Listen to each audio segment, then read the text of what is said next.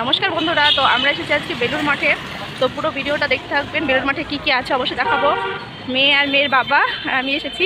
চলো হাই করে দাও, হাই করো, জামাটা তুলে দাও।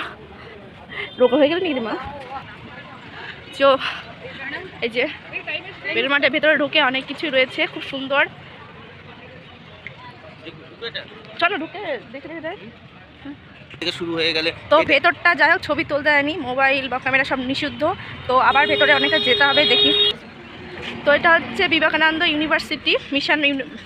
তো হচ্ছে এখানে আমার কাকা শ্বশুরের ছেলে, তো ও পড়াশোনা করেছিল খুব, মানে এখন সে আছে আমেরিকায়। তো দেখো, তো ভেতরে আরও অনেক জায়গা আছে, সব জায়গায় প্রায় ক্যামেরা নিয়ে ঢোকা বারণ, ফোন অফ।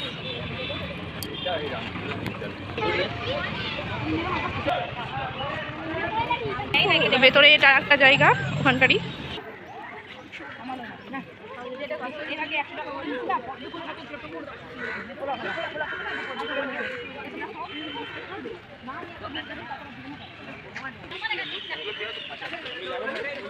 তো জায়গাগুলো খুব সুন্দর। তো ভেতরে ঢোকা সেভাবে নিষিদ্ধ। তো ওই যেখানে ঘোড়ার গাড়ি টাইপের রাখা আছে, আগেকার যুগের যে মানে পালকি টাইপের ঘোড়ার গাড়ি ছিল সেইগুলো।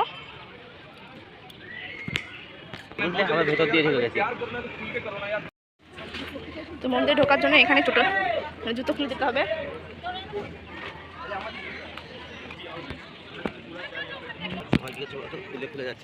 সেই মন্দির ভেতরে যে মন্দিরটা শ্রীরামকৃষ্ণ নেই সেটা দেখাতে পারিনি। ওখানে মানে কথা বলা বা ফোন অ্যালাউ নেই।